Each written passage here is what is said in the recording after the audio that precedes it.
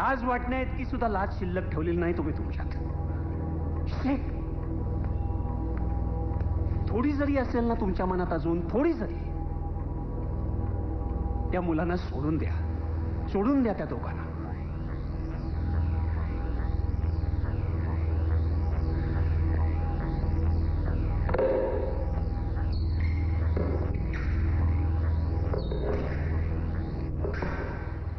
हे बघा, तुम्ही आता फार टेन्शन घेऊ नका. समीरला आणि पॅडीला सोडवण्याचा मी पूर्ण प्रयत्न करतोय आणि तुम्ही तुमच्या परीने प्रयत्न चालू ठेवा ना. आमच्या मुलांना आम्ही सोडवतो, पण मुळात ही वेळच काय यावी हे मला कळत नाहीये. पॅडीला तुमच्या मिलिटरी स्कूलच्या कॅम्पला पाठवलं ही चूकच केली असं वाटायला लागलंय मला आता. हे बघा मिस्टर घोरपडे, हे बघा, मी तुमचं डिस्टर्ब होणं समजू शकतो, पण त्यासाठी मिलिटरी स्कूलला जबाबदार ठरवणं हे चुकीचं आहे. म्हणजे शिवाजी जन्माला यावं हे सगळ्यांना वाटतं, पण तो आपल्या घरात नाही, शेजारच्या घरात यावा. हाच जर ॲटिट्यूड आपल्या सगळ्यांचा असेल तर मग नव्या पिढीकडनं काय अपेक्षा ठेवणार आपण? हे सगळं ठीक आहे हो मेजर, पण त्यात आमची मुलं अडकलेत ना, त्याचं काय?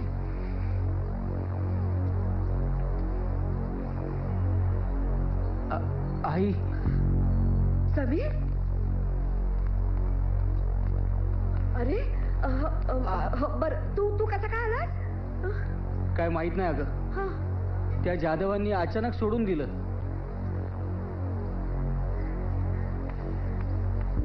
मग पॅडीलाही सोडला असेल ना? तो कुठे आहे? सोडलं ना, तो सरळ घरी गेला. हो ठीक आहे, येतो मी. समीर,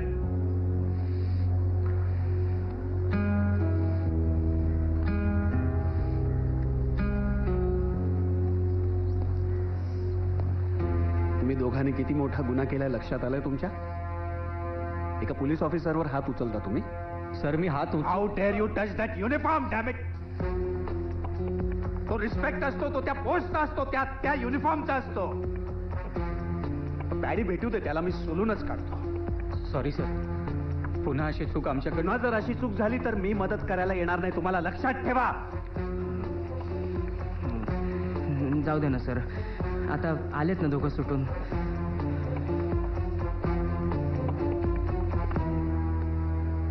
या, पण या दोघांना सोडवणं हा आपला मुख्य मोटो नाहीये. विकास जंगमच्या आजोबांना न्याय मिळवून देणं हा आपला मुख्य मोटो आहे, राईट? आणि माझ्या कॅडेट्सनी हातात घेतलेलं काम अर्धवट सोडणं मला आवडत नाही, right? Major, I am really very sorry. हे बघा, मी त्या ओंकार पंडितला नाही अटक करू शकत. हे बघा, तुमच्या सांगण्यावर मी त्या दोघांना सोडून दिलंय ना. प्लीज ट्राय टू अंडरस्टँड मी. मलाही काही लिमिटेशन्स आहेत. कम ऑन इन्स्पेक्टर, तुम्हीच असं म्हटल्यावर कसं होणार? लिमिटेशन्स आहेत मलाही माहिती आहे, पण आपणच काहीतरी करायला नको का? नाही, करायला हवंय ना. मलाही वाटतंय काहीतरी करायला हवं, पण काय? हा पणच आमची कोची करतो. माझीही इच्छा आहे त्या ओंकार पंडितला अटक व्हावी, पण आमच्या इच्छानं इथं कुत्रही विचारत नाही, फाट्यावर मारलं जातं. तुमच्या सैन्यात आणि पोलीस डिपार्टमेंटमध्ये खूप मोठा फरक आहे. तसे दोघे ऑर्डरचे गुलाम, पण ऑर्डर कोण देतं याच्यावर अवलंबून असतं. तुम्हाला ऑर्डर कोण देणार हे आधी ठरलेलं असतं, पण आम्हाला इथं उठता बसता कोणीही ऑर्डर देऊन जातं, अगदी लोकल नगरसेवकांपासून तर मंत्र्यांपर्यंत. कुणाच्याही ऑफिसमधून फोन आला की आदल्या रात्री मरवून पकडलेल्या एखाद्या सराईत गुन्हेगाराला 2 मिनिटाच्या फोनवर सोडून द्यावं लागतं. तो जाताना त्याच्या नजरेतला माज दिवसा ढवळ्या आमच्या मेंदूवर बलात्कार करून जातो. एखाद्या अंडरवर्ल्ड डॉनला पकडताना जीवाचं रान केलेलं असतं आम्ही. काही वर्षांनी त्यालाच प्रोटेक्शन देताना जे फील होतं ना ते तुम्हाला नाही कळणार. ड्युटीच्या वेळा नाहीत, कसल्या सोयी नाहीत. त्या अतिरेक्यांच्या हातातली शस्त्र पाहिले ना की आम्हालाच लाज वाटते स्वतःची. एवढं करूनही एखाद्याने याच्या विरुद्ध जाण्याचा प्रयत्न केला ना की त्याची बदली अशा ठिकाणी करायची की त्याला त्याच्या प्रामाणिकपणाचा पश्चाताप व्हावा. आणि तरीही वाईट पोलीसच. नाही, तुम्ही काय म्हणताय मला पटतं इन्स्पेक्टर. नाही मेजर, तुमची सहानुभूती मिळावी म्हणून मी हे फ्रस्ट्रेशन बोलून दाखवत नाही. प्रॉब्लेम हा आहे की पोलिसांकडे फक्त पोलीस म्हणून बघितलं जातं. अरे आम्ही सामान्य माणसं आहोत. आम्हालाही मुलं बाळ आहेत, संसार आहे, त्यांच्या भविष्याची काळजी आहे. आमच्या पवारचा मुलगा HIV पॉझिटिव्ह आहे. का चाललेत आमची मुलं वाईट मार्गाला? त्यांच्यावर लक्ष ठेवायला, त्यांच्यावर संस्कार करायला आम्ही घरात तर असायला हवे. या ओंकार पंडितला अटक होऊ नये म्हणून खुद्द गृहमंत्र्यांच्या ऑफिसमधून फोन आला. काय करणार मी सांगा ना? मला केस दाबावीच लागली. नाही मेजर, नाही. मी एकटाही सिस्टीम बदलू शकत नाही हे लक्षात आलंय माझ्या. म्हणूनच मी प्रयत्न करणं सोडून दिलंय. आणि मेजर, आमच्यात अजूनही लाज वाटणे इतकी लाज शिल्लक आहे. हा महाराष्ट्र पोलीस जागरूक नसता तर या महाराष्ट्राचा यायला वेळ लागला नसता. आय एम सॉरी इन्स्पेक्टर, मला तुम्हाला हर्ट करायचं नव्हतं. तुम्ही जे बोलताय ते खरं आहे, पण तरी ही सगळी कारणं झाली. स्वतःचा बचाव करण्याच्या पळवाटा झाल्या या. आणि अशा पळवाटा शोधणं आमच्या ट्रेनिंगमध्येच नाहीये. बॉर्डरवर काय किंवा कुठे हातात घेतलेलं मिशन पूर्ण करायचं, अगदी शेवटचा श्वास असेपर्यंत. तुम्ही तुमच्या सोयीचा हात टेकण्याचा ऑप्शन स्वीकारलाय. मला ते शक्यच नाही. मी माझा मोठं साध्य करणारच. कदाचित वेगळा मार्ग शोधायला लागेल मला. आता कोण? येस, प्रशांत पंडित आपणच का? हो आपण. नाही, ते महत्वाचं नाही आहे. फक्त मी जे काय सांगतो ते जरा शांतपणे ऐकून घ्या. ओके. नेहा तुमचीच मुलगी ना? हो का? Come on. नेहाचा ऍक्सिडेंट झालाय. ओ माय गॉड, कुठे, कधी? आम्ही तिला कुपर हॉस्पिटलमध्ये ऍडमिट केलं होतं. It's all right. ऍडमिट करण्यापूर्वीच ती no no no, what? No, नाही नाही नाही, शक्य नाही. हो, आता खालती गेलेली खेळायला? नाही नाही, she is a very careful girl. तुमची खात्री? अगं प्रीती, तुमची खात्री आहे Neha Pandit?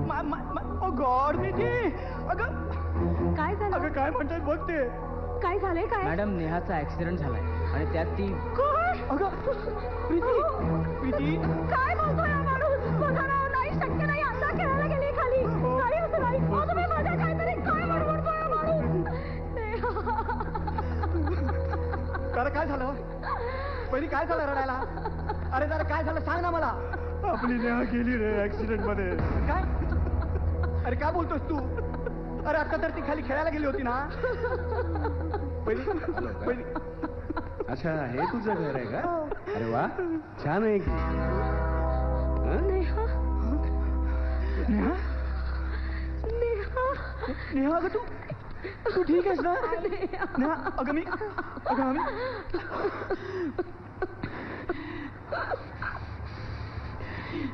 What nonsense is दिस? हे काय चाललंय? ही कसली थट्टा चालवली तुम्ही? हा, थट्टा तर तुम्ही चालवली मिस्टर पंडित. मी? तुमच्या मुलीच्या अपघाताची नुसती बातमी ऐकून तुमची ही अवस्था झाली आहे तर विचार करा, एकुलत्या एका नातवाचं प्रेत पाहून ते एकट्या आजोबांची काय अवस्था झाली असेल. पण त्याच्याशी तुम्हाला काय घेणं देणं आहे म्हणा? तुमचा भाऊ तर एवढा मोठा गुन्हा करून मोकळा झालाय ना, त्याच्यावर पोलीस केस बनली आहे ना त्याला शिक्षा होणार आहे. कारण तुमच्याकडे पैसे आहेत, वरच्या लेवलच्या लोकांच्या ओळखी आहेत. एक्सक्यूज मी यापूर्वी देखील पोलिसांना सांगितलंय की जे काही झालं तो निव्वळ अपघात होता. आता तो मुलगा अचानक माझ्या गाडीसमोर आला, त्याला मी काय करणार? हेच, तुझ्याकडून अपघात झाला ही पूर्णपणे तुझी चूक आहे असं अजिबात आमचं म्हणणं नाहीये. जे झालं त्यात कदाचित तुमच्या दोघांची चूक असेल, पण त्या मुलांनी आपल्या चुकीची किंमत पुरेपूर मोजली आहे. पण तू स्वतःची जबाबदारी झटकून पळून गेलास. त्या मुलाला जर तू अपघात झाल्या झाल्या हॉस्पिटलमध्ये नेलं असतंस तर तो वाचला असता कदाचित. पण त्यावेळेला तो प्रचंड घाबरलेला होता. आणि तुम्हालाही माहित असेल, एकदा का आपल्याकडे ऍक्सिडेंट झाला की मागचा पुढचा विचार न करता गाडी चालवणाऱ्यालाच मारायला सुरुवात करतात लोक. चला, तुमचं हेही म्हणणं आपण गृहीत धरू, पण त्यानंतरही त्या आजोबांना मदत करायच्या ऐवजी तुम्ही त्यांच्या विरुद्ध सेटलमेंट करता, पोलिसांवर प्रेशर आणून. अहो, पण त्यावेळेला आम्हाला जे जे वाटलं त्या वेळेला आम्ही ते केलं. So and who the hell you are? हे सगळे प्रश्न आम्हाला विचारणारे तुम्ही कोण?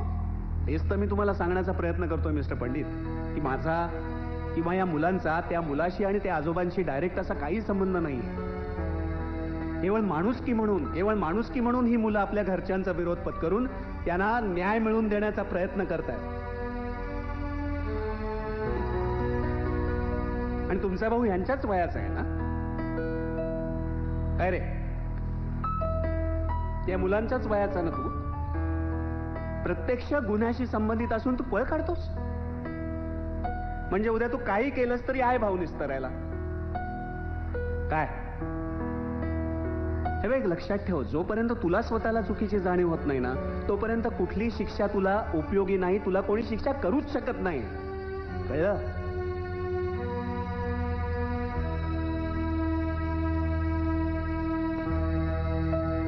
पण एक मात्र नक्की, आता तुम्हाला यातून सुटका झाल्यासारखं वाटत असलं तरी एका निष्पाप मुलाच्या मृत्यूला आणि एका निराधार वृद्धाच्या या अवस्थेला आपणच जबाबदार आहोत, ही जाणीव आयुष्यभर टोचत राहील तुम्हाला. पण तोपर्यंत वेळ निघून गेलेली असेल. एवढंच सांगायला आलो तुम्ही. येतो. काय नाही, हा या काकाला विसरणार नाहीस ना? काका तुम्ही परत कधी येणार? मला तर तुमचा मोठा रणगाडा बघायचा आहे. हो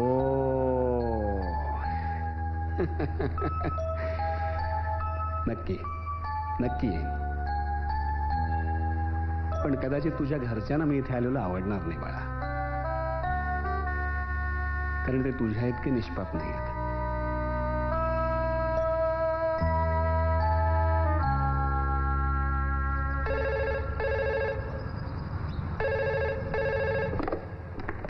हॅलो. हां सर, निखिल बोलतोय सर. हा निखिल, बोल. सर तुम्हाला एक गुड न्यूज देण्यासाठी फोन केलाय सर. हा बोल. सर त्या विकास जंगमच्या केसचा निकाल लागला सर. विकासच्या आजोबांना नुकसान भरपाई सुद्धा मिळाली सर. आणि सर त्या ओमकार पंडितला 1 वर्षाची शिक्षा सुद्धा झाली सर. व्हेरी गुड बॉयज, वेल डन. Hello sir. कोण? सर मिताली बोलते. हा बोल मिताली. सर आणखी एक महत्वाची न्यूज आहे. गेले 6 महिने आम्ही सगळ्यांनी खूप रिसर्च केलाय, बऱ्याच लोकांना भेटलो सुद्धा, आणि फायनली आम्ही आपल्या विचारांच्या लोकांना एकत्र घेऊन एक क्लब स्थापन करतोय. अरे वा, that's good. Hi sir, paddy बोलतोय. सॉरी सर, पांडुरंग घोरपडे बोलतोय.